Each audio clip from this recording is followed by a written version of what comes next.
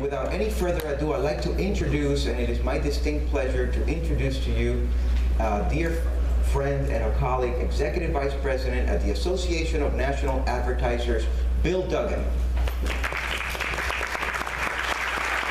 Thank you, my friend. I just have 2 or 3 minutes of opening comments, but I want to take you guys back 10 years to January 31st, 2005. Laurel Wentz, there was a story in Ad Age that for the first time ever, the term total market was introduced in the advertising lexicon. So for the first time ever, almost 10 years or so ago. I'm going to read you a little bit from that article. It was actually written by Monica Gatsby, at that time the CEO of Tapestry. And she was asked by Advertising Age to comment on where Hispanic TV is heading and how it will change. She said, 10 years ago, I could not have imagined many of the evolutions we are witnessing in Hispanic media today. There are signs we can identify that give us a glimpse into where our world may be in 5 or 10 years. Of all the trends, digital TV will have the most significant impact in reshaping the way we think about U.S. Hispanic TV. This will significantly increase the number of channel choices available to consumers and in turn allow for many new networks catering to Hispanic interests to flourish. The digital explosion should put an end to the heated debate about Spanish versus English, as it will allow both options to grow. We will also see more Hispanic lead characters on the comedies, dramas, and reality programs, both on broadcast and cable. This, in turn, will make the job of Hispanic media planners more complex. Eventually, it will mean the demise of general market and the birth of the new total market. So that's somewhat of a prophet 10 or so years ago. So obviously there's been loads of buzz about this term total market, especially in the past couple of years. I really heard about it for the first time at an ANA conference maybe 5 or 6 years ago, where McDonald's was a presenter, and they didn't use the term total market, but they talked about leading with ethnic insights. And in the past few years, it seems like there's been an avalanche of brands now embracing total market. There's been Toyota, which came out with a client-led model. Nita Song referenced that the other day. General Mills and Cheerios and their character Gracie, definitely that could be considered total market. Kimberly-Clark, just in yesterday's Ad Age, there was a story about total market. And today's panelists, Dukin, Clorox, and Kellogg. So what does total market mean to many of you in the room, to agencies? Is it a threat? Absolutely. It's a huge threat. Some of you may be out of business if you don't go the right way on that. Is it an opportunity? Absolutely. It's a huge opportunity. It's really, up to you guys, and this isn't just a threat opportunity, in my view, for Hispanic agencies and media companies, but I think African American and to some extent Asian as well. So it'll be very interesting. We had Monica's words 10 years ago about where things will be heading.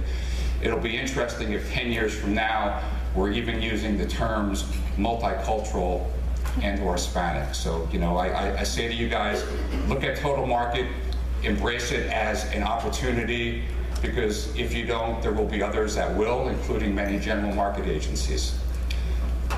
So, I want to echo Gilbert's thanks to the folks from AHA in putting this panel on and featuring the ANA clients that I will introduce to you in a second, and also thank Carlos Santiago for his work leading this project.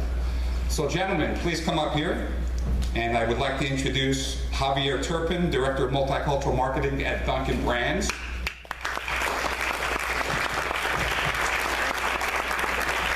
Cardona, Director of Shopper Marketing and Multicultural at the Clorox Company. And G.Rivera, Associate Director, Brand Marketing, Multicultural at Kellogg, and gentlemen in Gilbert. Thank you. Thank you very much. welcome, gentlemen. What I'd like to do is start with the definition that was on the board and on the screen yesterday, because during the agency panel. And we're going to use the same definition to demonstrate that really both the agency and the client-based community have really worked hard and together to align on a definition which once again reads, a marketing approach followed by corporations with their trusted internal and external partners, which proactively integrates diverse segment considerations. This is done from inception through the entire strategic process and execution with the goal of enhancing value and growth effectiveness.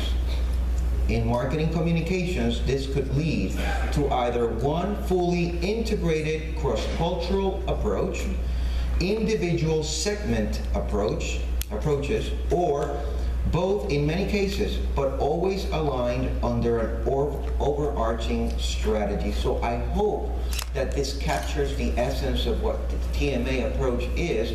And what I'd like to do to kick it off with the panels is really for you to tell us a little bit about how well understood or misunderstood is the TMA approach or definition, understood maybe not only in the marketplace, but even within your own company and company corridors.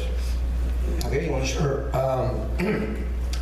I think there's clear evidence that it's a definition that as long as it is and has so much depth to it, and we have been working for 5 months. Each organization can take it home differently, right? They can make it their own. And even among ourselves, as we were working with this roundtable, and I know in the agency side as well, they were working on it. I think there were different perceptions, different opinions on how this definition needed to be defined, or this concept needed to be defined. So our hopes through this work is that we're gonna bring it to a consensus. And yet we do have the understanding that each organization is probably going to get about 80% of it. But answering your question, I think it's a subject that's floating around in conversations throughout the industry, in corridors, and it's not clearly understood or defined with some agreements. I think some may perceive it to be more of an initiative that begins with the creative strategy and thereafter. I happen to believe, I think we all happen to believe that the total market approach or practice, as I like to call it, really begins at the origin of the strategy development. Great. Any other thoughts? Yeah, we've been talking about total market forever, right? It's been a long time, and total market is a very powerful term, and it can also be very dangerous, because if you don't understand what it is, then you can perhaps follow different paths, which are not necessarily going to lead into effectiveness and efficiencies. I'm going to be super honest. About 12 to 18 months ago, I definitely had total market in my radar, but it wasn't my top priority. It wasn't my top priority. At that point in time, we were going through some struggles when it comes to the business, so we were losing some share. And I'm like, my number one priority at this point in time is share, fixing share. And that's basically how I push it back and perhaps said, we'll think about it, but not now. But the confusion that I was hearing internally in my building was to such degree that I was like, I'm going to have to push it up. I'm going to have to push it up in terms of priority, and that is the reason why we kind of took the challenge and perhaps started kind of running towards the consensus in terms of definitions and the implications for our businesses. Excellent. So, any other thoughts on that? Yeah, just a couple of quick builds. Total market to me is an evolution. Just like the example we had earlier today, 10 years ago the market was in a different place. It's here today. 10 years from now it'll be in a different place. Maybe we'll call it something different at that time. But what I think what's really relevant about total market is that it's a tool that will allow us to capture growth. And when we think about multicultural, we think about Hispanics, we think about African American and Asian, and the growth that's there for the majority of our industries. We've got to capture it, and this allows us to do so effectively and efficiently. So to me, that's what it's all about, is really explaining internally and educating internally, how can we go do this? How can we do this together? Because one group by themselves is not going to be able to accomplish this. It really will require internal and external partners to get the job done right. And Christopher, I have the new term for it. Let's call it marketing. Let's call it marketing, because I have been talking about this for a while.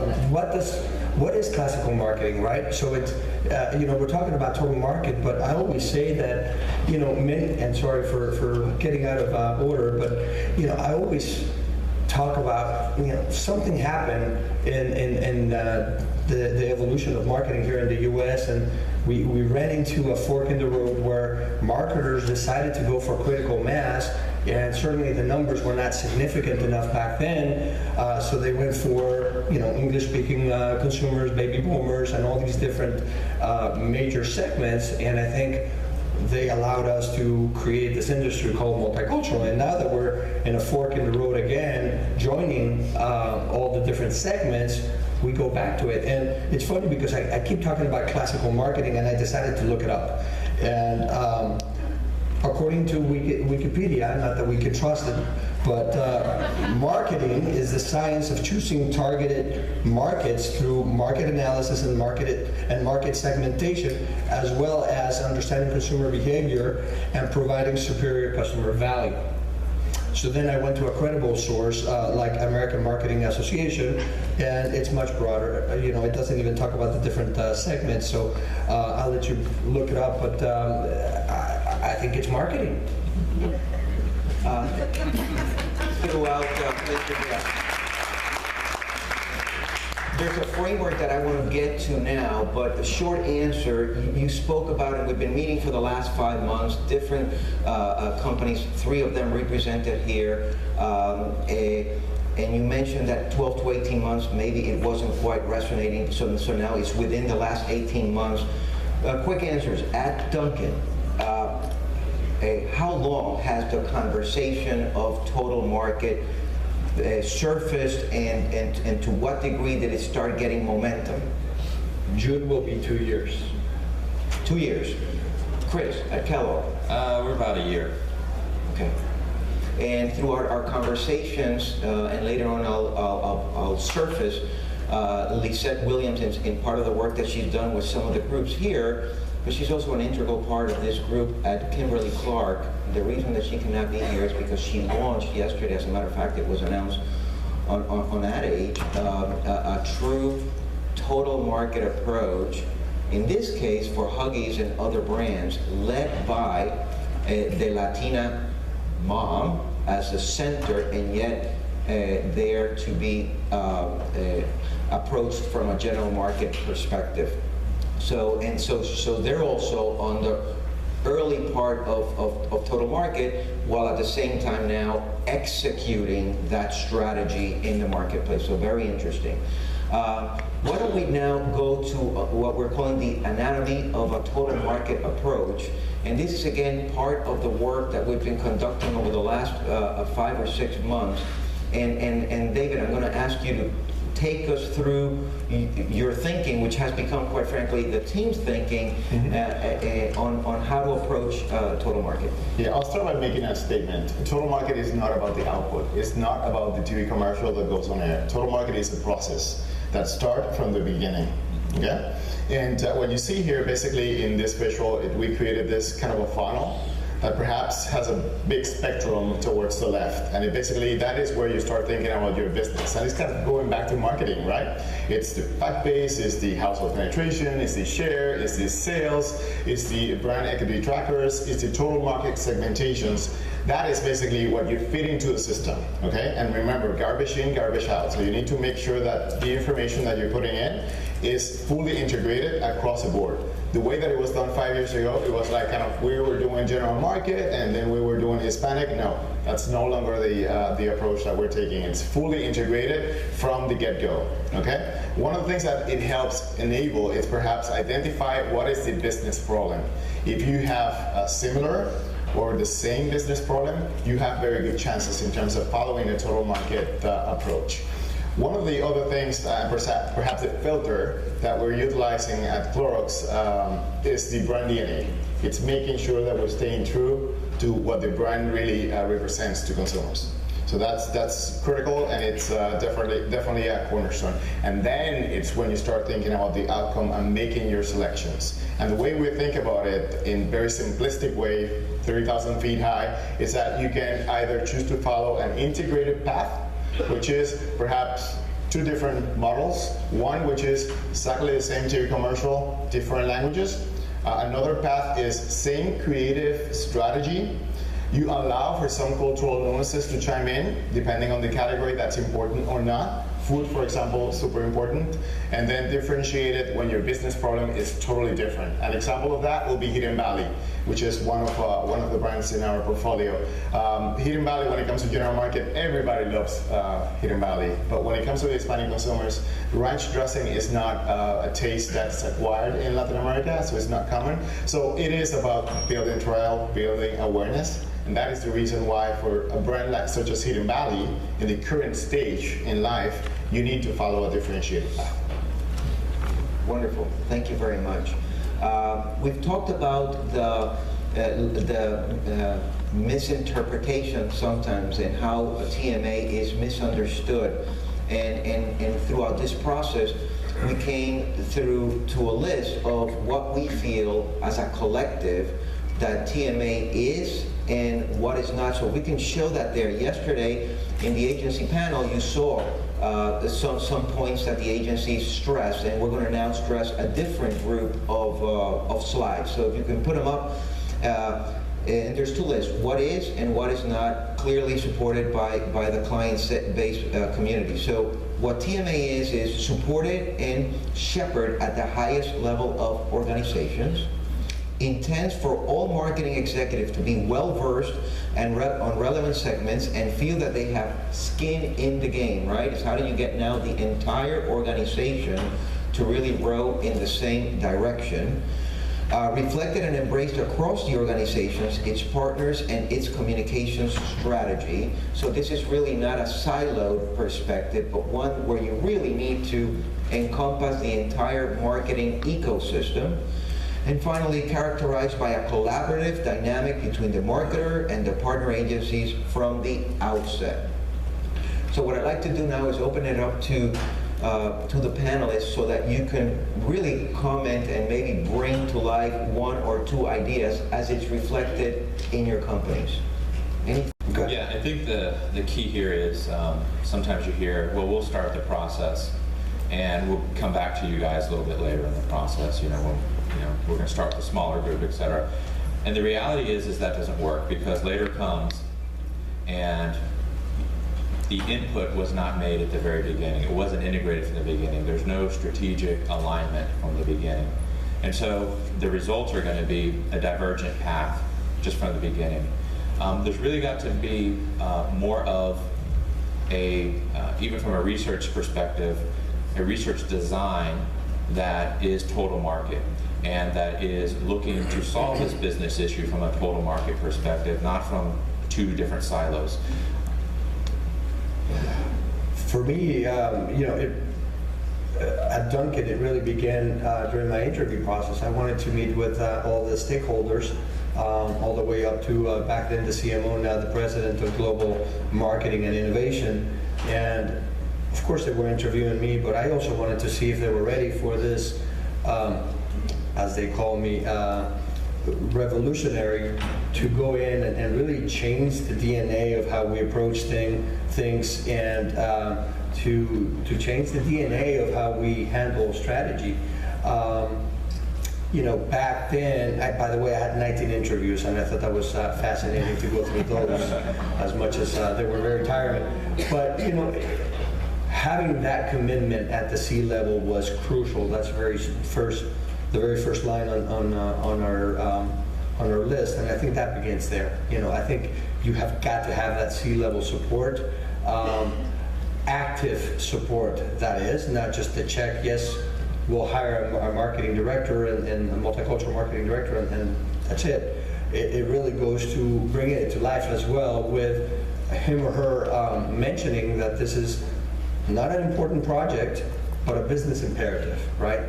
And then taking it broad and making every single marketer in the organization, and even beyond marketing, their own responsibility. So holding them accountable and responsible for it has been crucial, because I have lived on the silo side for 25 years, and yes, we've produced some interesting things, but the reality is we were always 3, 4, 5 people plus the agency, and now I'm happy to report we're over 100 people in marketing, doing what we call marketing to a multicultural nation. So when it comes to the output and the ROI, in less than 2 years, it's significantly more than I could even perceive that we were going to have. So we're not there yet. We're far from being close to where this is fully implemented, and it really is a everyday mindset for each of the executives. Thank you for that. There's a point here that really, I think, will resonate with the audience here, and that's the last point that talks about, just going back a second, that it talks about the collaborative efforts and making sure that while this is something that you have a lot of internal conversations, the importance of bringing your agency partners into the fold. Can you comment a little bit about this dynamic, both from a multicultural perspective and a general market perspective, and the level of communication that you have to have and collaboration with your agency partners? Any thoughts, David, Chris? Yeah, absolutely. I'll give it a shot. So at Clorox, I have what I call the core multicultural team, and that is basically people from the core commercial functions, such as, for example, sales, marketing, media, PR, and we also have at the table our advertising shopper as well as media agencies. And the visual of the funnel that I just showed, as well as our definition and the implications, were worked in consensus. So we were kind of leveraging into the experts and making sure that we were bringing that type of quality thinking to the executive committee, to make sure that we're fully aligned, and perhaps that we believe it's what has given us an opportunity to fast pedal and catch up with what I'll show you guys in a couple of minutes, an example of our first total market approach. Excellent. Any other thoughts on the level of agency collaboration and integration? From our perspective, certainly having all the players at the table at the same time when they're getting briefed, and then going to the respective places and having some informal collaboration, I think it's critical. But yes, this could be a business imperative, or you could call it a mandate, but you also wish for good luck, right? So we are blessed to have, because you can't impose chemistry, and we are blessed with a great set of partners that have that chemistry, and I take my hat off for Hill Holiday, the general market agency, because they have been matured, the level of maturity embracing this and embracing the other agencies, our social media, our digital and Hispanic agencies have been embraced, and there's a lot of collaboration we don't even hear about. So a little bit of magic and good luck took place there to have good chemistry. Excellent, great. So the reverse of what TMA is also to be able to express what TMA is not. And there's 3 points that we want to surface. One, which was consistently on top of the list, is one size fits all cost reduction plan, because of today's budgetary constraints, pressures on efficiencies, I think that some folks see TMA as a solution to cut costs. And the team feels very strongly that it's really a process that should really start with how do we now improve the effectiveness and the relevancy of our communications, and how do we get engagement and trial all the way up to becoming a brand ambassador. And that approach should be the #1 reason to use the approach, as opposed to trying to cut some costs. So I'm going to ask you to comment on any one of these. That it's not a translation or adaptation of the general market campaign without diverse consumer insights from the beginning of the process. And again, back to cost reduction, some folks feel that, hey, this is maybe an easy way for me to execute something and not spend a lot of money. Or an assignment that is a consideration only of the multicultural team. We keep talking about the high level of integration and how each member of the marketing team needs to have skin in the game. So any comments on what it is not, and some of the pitfalls that maybe you have seen in the marketplace or within your own corridors? Mm-hmm. Yeah. I'll start here. I think the most common is probably cutting your Hispanic budget to focus on your general market work. And that's just a huge mistake.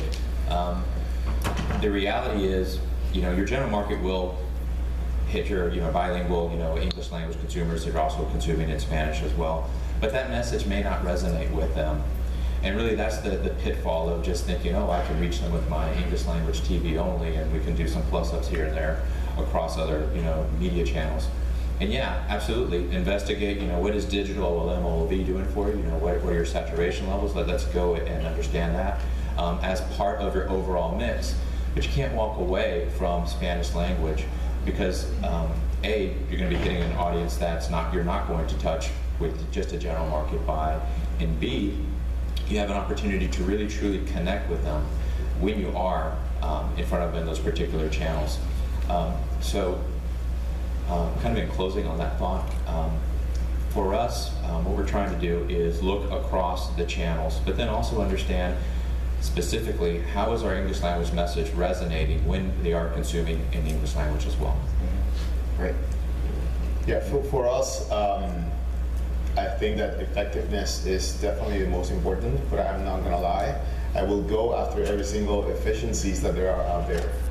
In the world that we're living in, after the economy and everything that's going on, we need to be smart about where we're putting the dollars into, right? So efficiencies is definitely important, not as important as effectiveness. I will never give up efficiencies at the expense of effectiveness. And also, total market is not a shortcut. And that was basically what I tell people when I'm training them across my organization. And that was primarily my primary concern 12 months ago when I decided, you know what, I'm going to have to tackle this total market now before it gets dangerous. So it is not a shortcut. As a matter of fact, it requires a lot more in-depth analysis from the get-go, and really understanding your market and your business. I'd like to say something very quick. Certainly for me, it's an effectiveness goal here, and this sense of, to me, entitlement that last year's budget is going to be protected across the board, whether it's general market, digital, whatever the case is. Why have that? A lot of the conversations begin with me with, well, it's not in the budget, and I think that is a little short thinking from this perspective. Why don't we first put aside that conversation? Let's define what is the right thing for the consumers, all the various segments, and then once we define that and taking the math all the way out to determine if that 11% in Philadelphia really becomes 30% of your consumer base, once you do that exercise, then let's talk about how do we bring it to life. Let's assign some budgets, because I think, yes, it's going to get a little difficult before it gets easier. And that is having that conversation, because everybody nods their head whenever we talk about Hispanic marketing or multicultural, and all the numbers, all the stats make a lot of sense, until I ask them to pull out their wallets. And I'm talking about my peers. Pull out your wallet. Let's talk about it. You know, how we're going to invest towards this particular consumer. Thank you. An area where we spent a lot of time on is really understanding when and how to apply total market. And week after week, we just kept going back to it. And here is where I want to really, once again, give a lot of credit to Lisette Williams from Kimberly-Clark, who heads their multicultural efforts, and working very closely with the whole panel. She wasn't able to be here today, but I'm going to ask David, if you don't mind, then taking us through a little bit of the cycle and the different options. Is it enterprise-wide? Is it a brand-by-brand basis and the different ways where you might want to apply total market? So the question really is when to go after total market, and this is a phenomenal illustration of an example that Lisette is sharing with us. If you think about, and I'm sure everybody knows about this, 50% of the babies in America are multicultural, so that's basically where she started, right? It's very demographic centric, right? And what they did is that basically enabled one strategy that transcends different ethnic groups. So they have one strategy that basically applies for Huggies regardless of your color, your flavor, hair color, eyes of your colors, it doesn't matter, right? And then they allow themselves some flexibility in order to go into differentiated. So this is a good example of kind of a hybrid approach in which they have kind of the overarching strategy, and then they have a couple of other pillars that are helping and enabling some of the differences through the differentiated approach. An example of that will be the fact that there are 6 markets in the United States that are highly, basically driving the growth in terms of babies, and those are primarily Latinas giving birth to babies. So it's taking into consideration those and then applying those facts into innovation, for example. So we know for a fact that when it comes to scented products, Hispanics over-index with those. And what Kimberly-Clark through the Huggies brand has been able to do, it's perhaps to apply some of those learnings into the Huggies wipes. With I think that you mentioned cucumber and green tea flavors that has been in the marketplace. Those were originally thought for the Hispanic consumers, but those specific SKUs are doing phenomenal within the total market. So that's a great story from Kimberly-Clark. Yeah, and in our conversations, it was debated often as to whether the approach should be implemented from a company-wide perspective. And in some instances that clearly made sense for a lot of companies, while in others it was really more of an individual brand type of an effort, understanding where the brand has been in its current market share and trajectory, what's the long-term goals of that brand, and understanding that multicultural groups in some instances were the ones that were fueling the growth, and therefore the implementation of TMA was perfectly appropriate and even necessary in those instances. So great, thank you for that. Let's talk a little bit about something that I think it's really important, because we cannot ask an organization to maybe shift, to consider a new approach and a new way of doing things if they don't organize appropriately to support the opportunity at hand, right? So if you keep doing the same thing, you can pretty much expect the same results. If we're expecting different things to happen, then organizationally things have to change as well.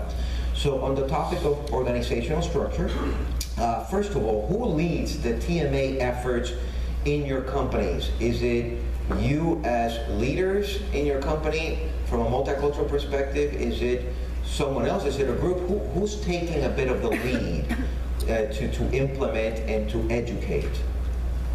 That is part of my responsibility. So I'm in charge of building multicultural capabilities for Clorox, and that means kind of identifying trends.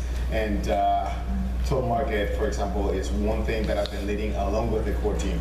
Right. So we've been kind of leading the conversations and elevating those conversations all the way up to the executive committee. Terrific. It's the same situation here. You know, we're responsible for leading the efforts, building the business case more than anything. And I think that you mentioned before, The organization is not going to change unless you have a business case, and to do all of the due diligence and the rigor around that business case, to define, to make it important, to make it matter to each of the business stakeholders. That's really one of the first steps before implementing. You really got to know where you're going and why you're doing it. Javier? The same thing for me at Dunkin'. You know, I may be underground day in and day out, having a zillion one-on-ones and a number of different meetings. But you know, I have great air coverage with our president of marketing, and you know, making sure that every opportunity he has, you know, he's endorsing the approach that we have.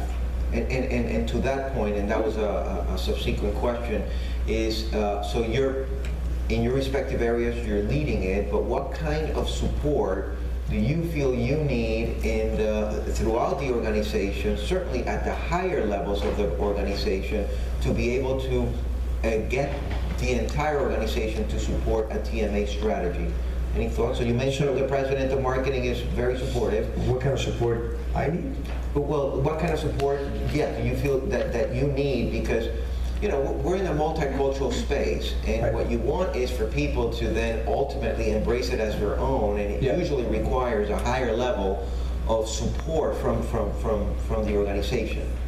No, yeah, certainly I think an organization's title carries a little bit of weight, and I think that's important, that you have to have a certain title within the company to be able to have presence in those meetings, right? So that comes with director, senior director, VP level, and I think that's kind of important. But I'm going to flip it around and actually talk about, I think, what is important for them, my peers, the marketers, to bring this to life. And I think, you know, sure, we could say this is a business imperative, a mandate, marketing in a multicultural nation, but really it's deer in the headlights type of syndrome with many of them, because this is foreign, just the fact that they think that they need to speak Spanish. So the Center of Excellence build-up, I think, is very important for us to enable them with consumer insights and a number of different stats to be able to empower them and actually go deep into every new product development and execution as we look at consumer insights and preferences to incorporate you know, the various different segments that we're going for. So I see some in my organization at Dunkin' that is top of mind, and they actually act, and you know, it's very fluid for them, and others, quite honestly, are struggling. So when I see that struggling factor, quite honestly, I take it upon myself to say, hey, I need to do a better job to provide them a stronger support so that they feel comfortable in this subject matter. Okay. Thank you. Yeah, our CMO is totally committed to it. As a matter of fact, we institutionalized this quarterly reviews, which we're calling them total market pulses.